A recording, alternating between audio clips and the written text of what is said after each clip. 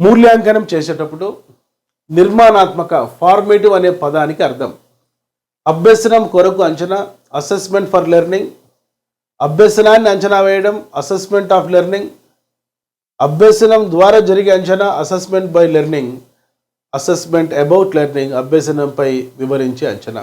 ఈ రెండు కరెక్ట్ కాదు. మూల్యాంకనం చేసేటప్పుడు నిర్మాణాత్మక అనే పదానికి అర్థం ఏంటంటే అభ్యసనం కొరకు అంచనా. మరి అభ్యసనాన్ని అంచనా వేయడం అనేది అది సమ్మేటివ్ ఇవాల్యుయేషన్ లేక అసెస్మెంట్ అవుతుంది, సంగ్రహణాత్మక మూల్యాంకనం అవుతుంది. కనుక ఈ రెండు జాగ్రత్తగా గమనించండి.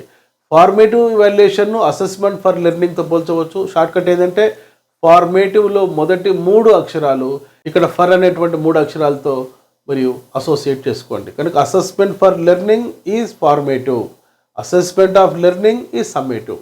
ఈ రెండు పదాలు అనేక పోటీ పరీక్షలు అడగడం జరిగింది. అభ్యసనం కొరకు అంచనా అనేది బోధనాభ్యసన ప్రక్రియలో ఒక డెవలప్మెంటల్ యాక్టివిటీగా చేస్తాం. అది ఫార్మేటివ్ అసెస్మెంట్కి సంబంధించింది.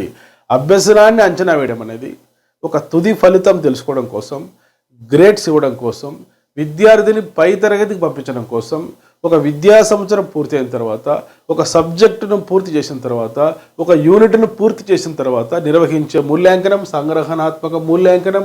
దీన్ని మనం ఇంగ్లీష్లో సమ్మేటివ్ అసెస్మెంట్ అంటాం. సమ్ అంటే మీకు తెలుసు గణితంలో మొత్తం, అంటే ఒక మొత్తం బోధనాభ్యసన ప్రక్రియ పూర్తయిన తర్వాత నిర్వహించేటువంటి మూల్యాంకనం. డియర్ ఫ్రెండ్స్, మూల్యాంకనంలో ఇప్పుడు 2 పదాలు మీకు చెప్పాను.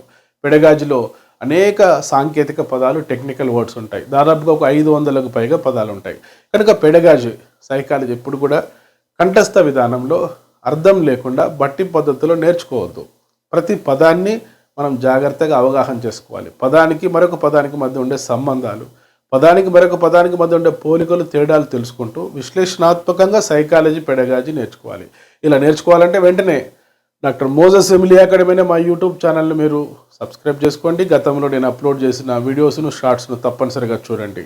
ఇక్కడ ఈ ప్రశ్నకు ఆన్సర్ ఏంటంటే 1 అభ్యసనం కొరకు అంచనా. డియర్ ఫ్రెండ్స్, పోటీ పరీక్షల్లో మీరు విజయం సాధించాలంటే వెంటనే ఎమిలీ అకాడమీ అనే మా మొబైల్ యాప్ ఇన్స్టాల్ చేసుకోండి. ఇందులో నేను అప్లోడ్ చేసిన కోర్సెస్ని యాక్సెస్ చేసుకోండి. టాపిక్ వైజ్గా క్లాసెస్ వినండి, నోట్స్ రాసుకోండి, టాపిక్ వైజ్గా టెస్ట్ సిరీస్ ప్రాక్టీస్ చేయండి.